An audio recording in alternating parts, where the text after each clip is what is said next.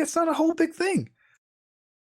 I know, man. How are they going to police the world after they took it over? I don't know, but I mean, Jesus Christ, they gave it a fucking whirl. Dude, you got to admire that. I mean, they got up and they said, "This is what we're doing," and everybody's like, "Okay," and they were like, "No, you don't understand. Yes, we are doing this," and everybody's like, "But Germany, don't you remember the last war?" Yeah, man. No, I was like, no, that was B team. That was the junior varsity game. You're coming up, It's the late game right now.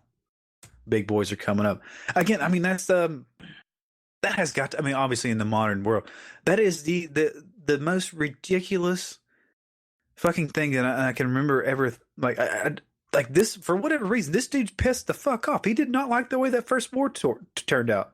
He really thought he was going to win that, and he was like, "Well, we'll do it this time. Let's do it again, but we'll do it better." Everyone get real angry. For all them to get for all Germany to be able to get back on their feet again, they had to have business, and those businesses had to take out loans, and those loans that they got were from of course, Jewish people, Jewish bankers, and then there was the big is that true? I've never heard the big that crisis. The big crash that happened, much like we had a Wall Street crash. I mean, they had a big crash. Is that why Hitler hated the Jews? That's because their money was no good? Well, that's why all of Germany was kind of, all the big players in Germany anyway have animosity against the Jews from the beginning, because they saw them as, whenever they had. Yeah, but hold on a second. I mean, wouldn't it be the other way around? Like, shouldn't the Jewish guys start the war? Because these motherfuckers aren't paying their debts. No, because they repealed their stuff. They started coming and shutting down their businesses. Their business couldn't make enough money to pay off because there's a depression on. And then the Jews came and just took it over. They looked at it as the bankers are shutting down Germany. Oh, so it was like a big, huge cash grab type of situation. Just the richer buying it all up and owning. Well, you know how it is. If you can't pay for your car, the Repo Man comes and gets it. So, I mean, when they were starting to default on all their loans. I've never had anything repo before. Is that how that works? Like the Repo Man? Hold on a second. Keep your idea. I've never had this happen to me before, but I do know it's a thing. It's enough that there's industry and there's TV shows on this shit. When your car comes, like if you have not paid your car note, I guess is a nice way to say that shit. Yes, a gentleman shows up or it could with be a tow truck and just pulls it out of your driveway. I've seen that on some TV shows. There's hot girls out there doing that. But he takes your car and he takes it to the bank? Or has he purchased your car? No, he has it. Because he's purchased it. He takes it to whatever impound lot that the bank has arranged for it to go to. Have you had a car impounded? I have had a car repossessed. I had a car repossessed and sell for more than the Kelly Blue Book value in the auction, and paid off my car loan. Oh, that's nice. Yeah, it was actually pretty sweet. I had I don't recommend I was really bad at number one being I was terrible. I was really good at getting college work done, but I was a horrible college person. Like, I was not that.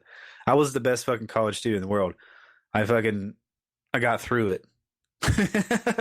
A lot of people quit, but I was terrible at fucking getting the parking tags, and I was also an asshole, and I didn't really care about parking rules at all. And I got my car towed multiple times for multiple weeks, like literally, because I'd racked up so many things, and I wasn't going to pay the fines, because like, motherfucker, like I'm paying for the fucking campus, right? This is how asshole I am. Anyway, my car got towed to the same place.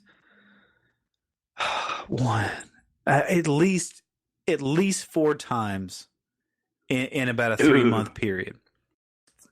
They charge you that storage fee for having your car there. So I was making my own money. I was an entrepreneur. I had a little bit of some cash flow going on there, so it wasn't really that big of a deal because everything was within walking distance.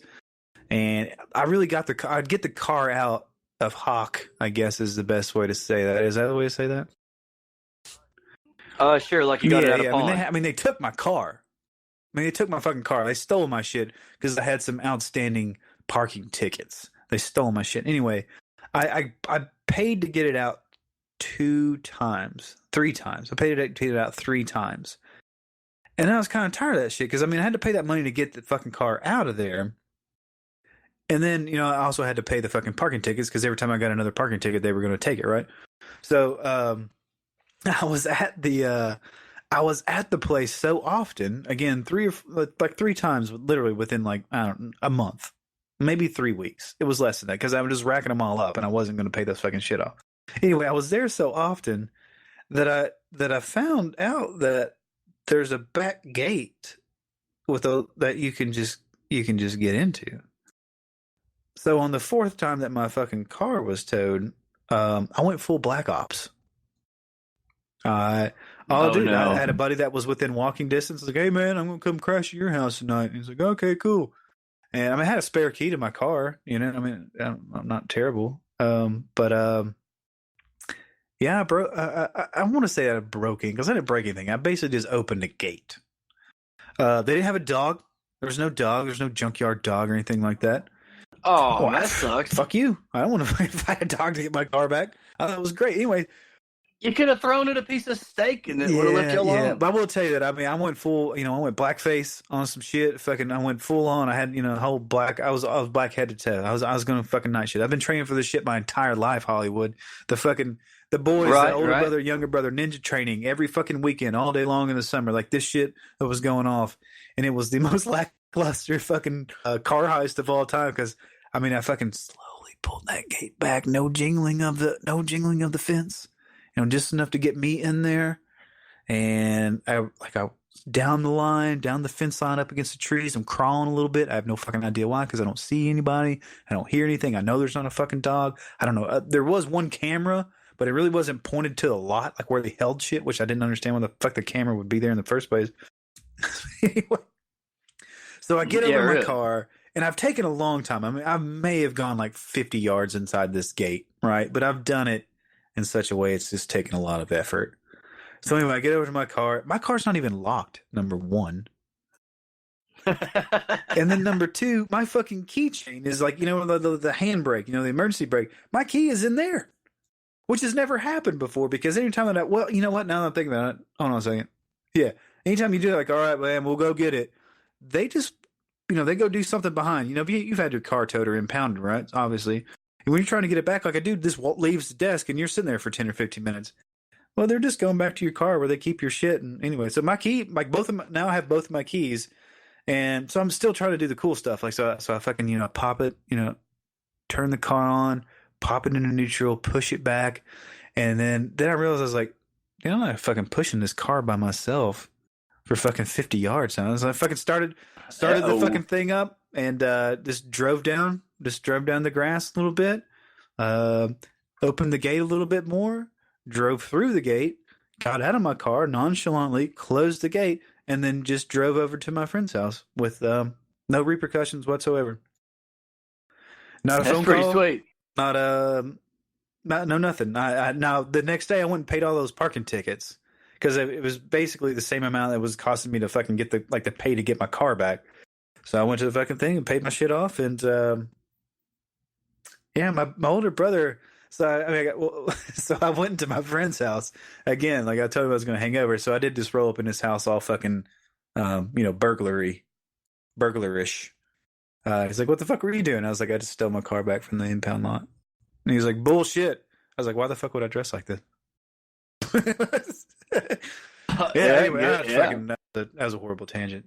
No, that's good. Mark, because you had something good going there. No. I don't know. Aliens, man, they're real. All right. You know what? We'll pick back up on aliens. Oh, just wait, time. Everybody in your you save your little your pod coins.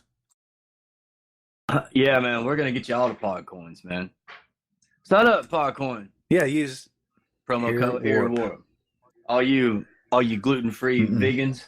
But I'm the kind of guy, I like my gluten to be vegan-free. It's a Hot Dog here. It's been a real fun time making fun stories for you guys. We love you. I hope I'm funnier next time.